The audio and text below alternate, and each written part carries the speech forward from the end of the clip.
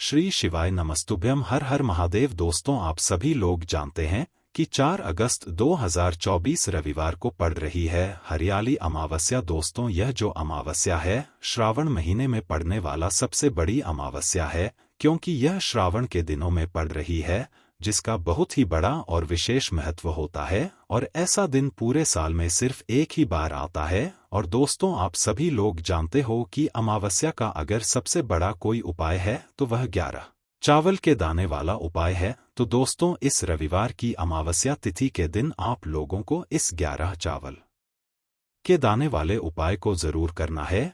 बहुत सारे लोग होंगे जिन लोगों ने इस उपाय को ना किया हो, मतलब पूरा साल निकल गया, उन्होंने किसी भी दिन इस 11 चावल के दाने वाले उपाय को ना किया हो। पर दोस्तों, आपके पास एक आखिरी मौका बचा हुआ है, जो 4 अगस्त के दिन। तो इस दिन आप लोगों को इस वाले उपाय को जरूर कर लेना है। भले ही आपने पूरे महीने भर इस उपाय को ना किया हो, पर अगर आपने इस श्रावण महीने की अमावस्या के दिन अगर इस वाले उपाय को कर लिया तो आपको इस उपाय को करने का वह फल मिलेगा जिसकी आपने कभी कल्पना भी नहीं करी होगी। इसीलिए आप लोग इस वाले उपाय को एक बार जरूर कर लेना, ताकि आप लोगों के हाथ से यह मौका ना जा सके और आपको इस उपाय को करने का फल मिल सके। दोस्तों, यह उपाय पंडित जी ने अपनी अभी की ही श्री शिव महापुराण की कथा में बताया है, जिस उपाय को आज हम आपको बहुत अच्छे से समझाने वाले हैं। इस वीडियो को देखने के बाद इस उपाय को समझने के लिए आपको कोई और वीडियो को देखने की जरूरत नहीं पड़ेगी। तो चलिए दोस्तों, उपाय को शुरू करते हैं। देखिए, यह इस श्रावण महीने की रविवार अमावस्या के दिन यह इतना खास होता है, इतना महत्वपूर्ण होता है। देखा है कभी कभी बड़े बड़े पूजा पाठ अनुष्ठान से जो मनोकामना पूर्ण नहीं हो, वह श्रावण महीने के दिन एक छोटे से उपाय करने से ही आपकी मनोकामना पूर्ण हो जाती है। और बहुत सारे लोगों ने इस उपाय को किया भी है और उनको इस उपाय को करने का फल भी जरूर मिला है। अगर आप लोग भी इस उपाय को करना चाहते हैं तो आप इस उपाय को पहले अच्छे से समझ लेना, सुन लेना, उसके बाद करना। आपको इस उपाय का फल जरूर मिलेगा। और इस उपाय को कर लेने से आपके घर में चाहे किसी भी प्रकार की दुख और समस्या क्यों ना चल रही हो, आपको उसका कारण भी नहीं पता है कि भाई यह समस्या किस कारण से चल रही है। उसका कुछ भी कारण हो सकता है, जैसे पितृदोष हो सकता है या किसी भी तरह का मंगल दोष भी हो सकता है। तो इस दिन आप लोगों को यह वाला उपाय कर लेना है। यह एक ऐसा उपाय है जिस उपाय को अगर किसी विशेष दिन पर किया जाए तो भाई उस विशेष दिन का जो है वह तो हमें मिलता ही मिलता है, पर हमने उस दिन पर इस उपाय को किया है तो हमें उससे भी बड़ा फल मिलता है। और फल बहुत जल्दी मिलता है, क्योंकि आप इस उपाय को बहुत ही बड़े और विशेष दिन पर कर रहे हो। तो चलिए अब उपाय के बारे में बात करते हैं। लेकिन उससे पहले आप लोगों को यह जानना आवश्यक है कि आखिर यह उपाय किस समय करना है, किसको करना है और कैसे करना है। तो चलिए हम आगे आपको वीडियो में एक एक करके बता देते हैं। लेकिन उससे पहले अगर आप लोग हमारे चैनल पर पहली बार आए हैं या फिर मेरी आवाज़ पहली बार सुन रहे हैं, तो हमारे चैनल को सब्सक्राइब जरूर कर लेना और इस वीडियो को लाइक करके कमेंट बॉक्स में श्री शिवाय नमस्तुभ्यम ओम नम शिवाय जरूर टाइप कर देना। तो दोस्तों, इस 11 चावल के दाने वाले उपाय को हमें इस हरियाली अमावस्या के दिन कैसे करना है, किसको करना है, किस समय करना है और कहां पर करना है, यह सारे सवालों के जवाब आपको इस वीडियो में मिल जाएंगे। और जो यह वीडियो देखेगा भाई, उसको 11 चावल के दाने वाला उपाय जरूर करना चाहिए, क्योंकि इस दिन एक चावल के दाने का भी बहुत ही बड़ा और विशेष महत्व होता है। और जब बात आ जाए 11 चावल के दाने की, तो यह सोने पर सुहागा वाली बात हो जाती है और यह एक बहुत ही बड़ा उपाय हो जाता है इस रविवार अमावस्या का। तो अब दोस्तों, इस 11 चावल के दाने वाले उपाय को आखिर करना किसको है, सबसे पहले हम लोग वह बात जान लेते हैं। तो देखो, घर की जो बड़ी माताएं बहनें होती हैं, उन माताओं बहनों में से कोई भी एक बड़ी माता बहन इस वाले उपाय को कर सकती है। और दोस्तों, अगर आप चाहे तो अपने घर में से सभी सदस्यों को भी इस उपाय को करवा सकते हैं। अगर किसी व्यक्ति की खुद की कोई मनोकामना है, खुद की कोई दुख और परेशानी है जो कि वह अपने लिए ही करना चाहता है इस वाले उपाय को, तो वह खुद अपने लिए भी कर सकता है। बाकी अगर कोई घर में से ऐसा है जो कि अपने पूरे घर परिवार की सुख और शांति के लिए यह वाला उपाय करना चाहता है, तो भाई वह भी कर सकता है। उसमें भी कोई दिक्कत वाली बात नहीं। कहने का मतलब यह है कि इस उपाय को हर एक सदस्य भी कर सकता है और पूरे घर परिवार के सदस्य के लिए घर की बड़ी माताओं बहनों में से कोई एक माता बहन भी कर सकती है। माताएं बहनें अगर घर में उपस्थित ना हो या वो यह वाला उपाय ना कर पा रही हो तो फिर घर का कोई बड़ा सदस्य भी इस 11 चावल के दाने वाले उपाय को कर सकता है, चाहे फिर वह पुरुष ही क्यों ना हो, उसमें कोई भी दिक्कत वाली बात नहीं है। अब दोस्तों, इस 11 चावल के दाने वाले उपाय को हमें करना कहाँ पर है? हमें इसे शिव जी के मंदिर में जाकर करना है। बहुत सारे लोग प्रश्न न करते हैं, हर एक उपाय को करते समय क्या हम इस उपाय को घर पर कर सकते हैं? तो इस वाले उपाय को आप घर पर नहीं कर सकते हो। इस वाले उपाय को करने के लिए आपको शिव जी के मंदिर ही जाना पड़ रहेगा। उसके बाद में दोस्तों जो अगला प्रश्न निकल कर आता है वो यह आता है इस उपाय को लेकर कि आखिर इस उपाय को हमें किस समय करना है? सुबह के समय करना है कि शाम के समय करना है? तो देखो, इस वाले उपाय को आप लोग सुबह के समय भी कर सकते हो और शाम के समय प्रदोष काल में भी कर सकते हो। अब अगर आप पूछो कि भाई सबसे उत्तम समय कौन सा रहेगा इस 11 चावल के दाने वाले उपाय को करने का, तो हम आपसे बस यही कहेंगे कि इस उपाय को आप सुबह के समय करेंगे तो ज्यादा बेहतर होगा। बाकी अगर प्रदोष काल शाम के समय भी करेंगे तो भी अच्छा होगा, उसमें कोई भी दिक्कत वाली बात नहीं है। तो अब दोस्तों जो अगली सबसे बड़ी और महत्वपूर्ण बात आती है वह यह आती है कि सुबह अगर हम उपाय को करेंगे तो हमें कितने बजे से लेकर कितने बजे तक के बीच में करना है, और शाम के समय प्रदोष काल में करेंगे तो हमें कितने बजे से लेकर कितने बजे के बीच में करना है।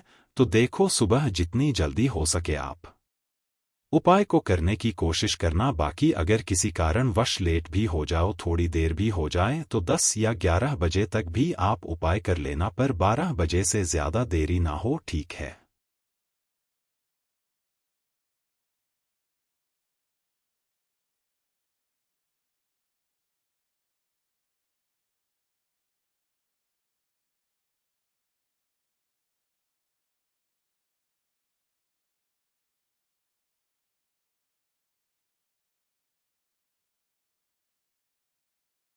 इस बात का ध्यान रखना। उसके बाद में दोस्तों अगर शाम के समय प्रदोष काल की बात करें, प्रदोष काल का जो समय है होता है वो शाम के 6 बजे से शुरू हो जाता है। मतलब शाम के 6 बजे से लेकर 7 बजे के बीच का जो समय होता है यह समय प्रदोष काल का समय होता है। पर अभी जो मौसम चल रहा है इस मौसम में जो है शाम बहुत देरी से होती है, तो आप इस उपाय को 7 या 8 बजे के बीच में भी कर सकते हो। मतलब शाम के 6 बजे से रात 8 बजे के बीच में आप कभी भी इस वाले उपाय को कर सकते हो, उसमें कोई भी दिक्कत वाली बात नहीं है। अब दोस्तों यहाँ पर इस उपाय को लेकर एक और सबसे बड़ी बात यह निकल कर आती है कि इस 11 चावल के दानों को हमें लेना कहाँ से होता है, और हमें इस उपाय को करने के साथ में क्या और कुछ भी सामग्री ऐसी होती है जो शिव जी के मंदिर लेकर जानी पड़ी रहती है। तो देखो, यहाँ पर हम आपको बता दें, सबसे पहले आप लोग यह जान लो कि यह जो 11 चावल के दाने वाला उपाय है, सिर्फ और सिर्फ आप उपाय की सामग्री लेकर कभी भी शिव जी के मंदिर मत जाना, क्योंकि हमें भगवान के सामने यह नहीं दर्शा है कि अगर हम भगवान शिव जी के मंदिर आए हैं तो अपने फायदे के लिए आए हैं। तो इसलिए जो भी पूजन सामग्री है, उपाय सामग्री है, 11 चावल के दाने, इसके साथ में आपको पूजन सामग्री भी जरूर लेकर जाना है। देखो, अगर सुबह के समय उपाय कर रहे हो तो सीधी सी बात है, 1 लोटा जल तो आप लेकर जाओगे ही जाओगे। वही 1 लोटा जल अगर मिट्टी का जल हो तो बहुत अच्छा रहेगा। मिट्टी का जल कैसे बनाया जाता है, इसके लिए हमने पहले से बहुत सारी वीडियोस बना दी है। आपके पास इस दिन एक आखिरी मौका रहेगा मिट्टी का जल शिव जी पर चढ़ने का और उपाय को करने का। बहुत बड़ा आपको इस दिन फल मिलेगा, तो इसलिए इस दिन हो सके तो भाई मिट्टी का जल चढ़ाना तो अपने साथ में कम से कम 1 लोटा जल तो आपको लेकर जाना ही जाना है। अगर मिट्टी का जल नहीं है तो घर का जल भी आप इस्तेमाल कर सकते हो। इसके अलावा जो भी पूजन सामग्री है, देखो 11 चावल के दाने यह अलग आपके रहेंगे और जो आपकी पूजन सामग्री रहेगी वह अलग रहेगी। पूजन सामग्री में आप जो भी चीज़ लेकर जाना चाहे वह लेकर जा सकते हैं, उसमें कोई भी दिक्कत वाली बात नहीं है। वहीं अगर हम बात करें शाम के समय की, तो शाम के समय शिवजी पर जल नहीं चढ़ता, इसीलिए शाम के समय आप लोग एक दीपक तैयार कर लें जो कि गोल बत्ती का आटे का शुद्ध देसी गाय का घी का होगा है ना, इस बात का आप लोगों को ध्यान रखना है। और इस दीपक को आपको घर से जलाकर नहीं लेकर जाना है, भगवान शिव जी के मंदिर में जाकर ही जलाना है, इस बात का भी आप लोगों को ध्यान रखना है। अब दोस्तों यहाँ पर हमें इस बात को समझना है कि यह 11 चावल के दाने हमें लेना कहाँ से है, क्या हमें दुकान से लेकर आना है या हमें अपने घर से लेना है या कहाँ से लेकर आना है और कौन से चावल लेना है, क्योंकि चावल भी बहुत प्रकार के होते हैं। तो देखो इन सभी सवालों के जवाब आप लोग एक बात में सुन लो कि भाई यह जो उपाय है, इस उपाय में आपको यह नहीं देखना है कि भाई कौन से चावल है कौन से चावल नहीं है, बस जो भी चावल ले रहे हो वह चावल का दाना सबूत होना चाहिए, मतलब साबुत होना चाहिए, टूटा हुआ नहीं होना चाहिए, कटा पिटा नहीं होना चाहिए, यह बात आपको ध्यान रखना है। बाकी आपका चावल बासमती हो या सादा चावल हो या कोई सा भी चावल हो, उसमें कोई भी दिक्कत वाली बात नहीं है। तो सीधी सी बात है कि आपके घर के रसोई घर में जहां पर आप भोजन बनाते हो वहां पर जो भी चावल आपके उपस्थित हो, उन चावलों में से अपनी एक कटोरी भर लेना या एक मुट्ठी चावल अलग से निकाल कर रख लेना, क्योंकि हम 11 चावल ही यहाँ पर इस उपाय में लेने वाले हैं। तो हमें यह चावल के दाने गिन कर निकालने पर डड इस बात का आप लोगों को ध्यान रखना है। तो अपने उस चावल की कटोरी में से या चावल में से 11 ऐसे चावल के दाने आप लोग निकाल लो जो कि टूटे हुए ना हो, कटे पिटे ना हो, जिनमें कोई दाग ना लगा हुआ हो है ना, अच्छे साबुत चावल के दाने 11 दाने आप लोग निकाल कर रख लो और इन्हें किसी भी एक कागज की पुड़िया में या किसी एक छोटी सी कटोरी में आप लोग रख लो ताकि यह सुरक्षित रहे, आपके एक भी चावल का दाना इधर उधर ना हो और आपका उपाय भी पूरा अच्छे से हो जाए। तो जैसे ही आपका उपाय की जो सामग्री है 11 चावल के दाने यह तैयार हो जाते हैं, उसके बाद मैं आपको जो भी अपनी पूजन सामग्री है सुबह के समय कर रहे हो तो एक लोटा जल या पूजन सामग्री जो लेकर जाना चाहो उसकी भी तैयारी कर लेना, और शाम के समय जा रहे हो तो भाई अपना जो दीपक है उसे तैयार कर लेना, ठीक है। और उपाय को करते समय शुद्धता का विशेष रूप से ध्यान रखना, ठीक है। सुबह सुबह स्नान करने के बाद ही उपाय को करने की आप लोग तैयारी करना। उसके बाद अगर शाम के समय की बात करें तो शाम के समय आपको स्नान करने की जरूरत नहीं है, पर शुद्धता का ध्यान रखना है। आपको स्नान तो नहीं करेंगे, आप हाथ मुंह धोकर भी इस वाले उपाय को शाम के समय प्रदोष काल में कर सकते हैं, इसमें कोई दिक्कत वाली बात नहीं है। तो आप अपने उपाय की पूरी सामग्री तैयार करके आपके पास ही में जो आपका शिव मंदिर हो वहां पर पहुंच जाइए। सबसे पहले शिव मंदिर में जाकर आप लोगों को उपाय नहीं करना है, पहले भगवान के दर्शन करना है, भगवान से आशीर्वाद प्राप्त करना है, फिर शिव जी की शिवलिंग के पास में आना है। शिवलिंग के पास में आने के बाद आप जो पूजन सामग्री लेकर आए हुए हैं, जैसे कि सुबह गए हुए होंगे तो एक लोटा जल और जो भी पूजन सामग्री लेकर आए हैं आप उनसे भगवान शिव जी की पूजन कीजिए। सबसे पहले तो एक लोटा जल ही चढ़ेगा, उसके बाद में आपकी पूजन सामग्री चढ़ेगी। उसके बाद में अगर दोस्तों शाम के समय अगर आप इस उपाय को कर रहे हो तो अपने साथ में कम से कम एक जो दीपक है गोल बाती का जो आप अपने साथ में लेकर गए हो, उस दीपक को मंदिर में जाकर अपनी माचिस से जलाना है और उस दीपक को शिवलिंग के पास में रखना है, ठीक है। इस दीपक को रखने के बाद ही आप लोगों को अपना यह वाला उपाय शुरू करना है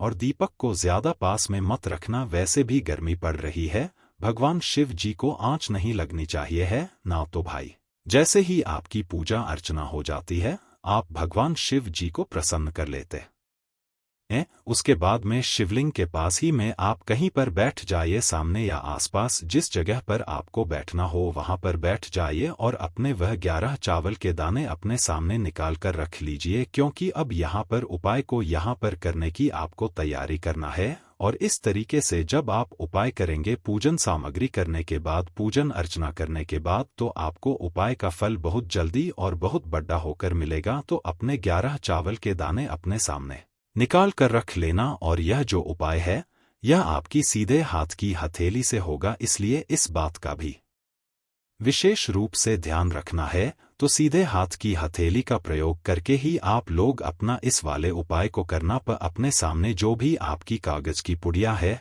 उसको खोलकर रख लो या कटोरी है तो भाई उसे अपने सामने रख लो और अपने वह 11 चावल के दाने निकाल लो, ठीक है। उसके बाद में दोस्तों अब आपको क्या करना है कि शिवलिंग आपके सामने होगी तो आपने वह 11 चावल के दाने एक एक करके आपको शिव जी के शिवलिंग के ऊपर चढ़ाना है। कहाँ पर चढ़ाना है? शिवलिंग के ऊपर चढ़ाना है और कहीं पर भी नहीं चढ़ाना है।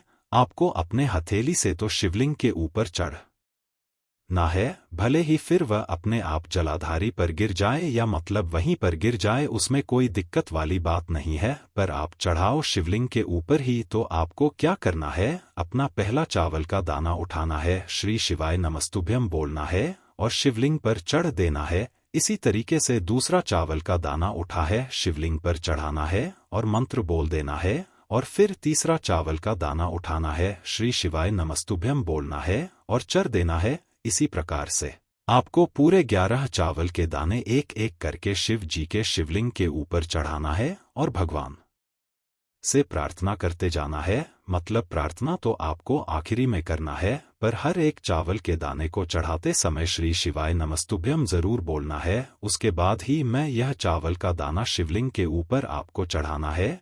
जैसे ही आपके 11 चावल के दाने शिवलिंग के ऊपर चढ़ जाते हैं तो भाई उसके बाद में आपको क्या करना है? भगवान से अपनी मनोकामना बोलना है। मनोकामना भी कब बोलना है? जब आपका 11 चावल का दाना आपके सीधे हाथ की हथेली में हो और आप उसे छड़ने के लिए जा रहे हो। श्री शिवाय नमस्तुभ्यम बोलकर उस आखिरी चावल के दाने को शिवलिंग के ऊपर चढ़ा देना और भगवान से फिर अपनी वह मनोकामना बोल देना जिस मनोकामना के लिए आप लोग अपना यह वाला उपाय कर रहे हो। जिस भी दुख और परेशानी के लिए आप लोग अपना यह वाला उपाय कर रहे हो, उसके बाद में जैसे ही आप अपनी मनोकामना बोल देते हो आपका यह वाला उपाय पूरा हो जाता है। पर दोस्तों उपाय को करने के बाद आप लोगों को 2 मिनट भगवान शिव जी के मंत्र का जाप जरूर करना है और मंत्र का जाप करने के बाद भगवान से एक और बार प्रार्थना करना है अपनी मनोकामना के लिए या अपनी जो भी दुख और परेशानी है उसके लिए। इसके बाद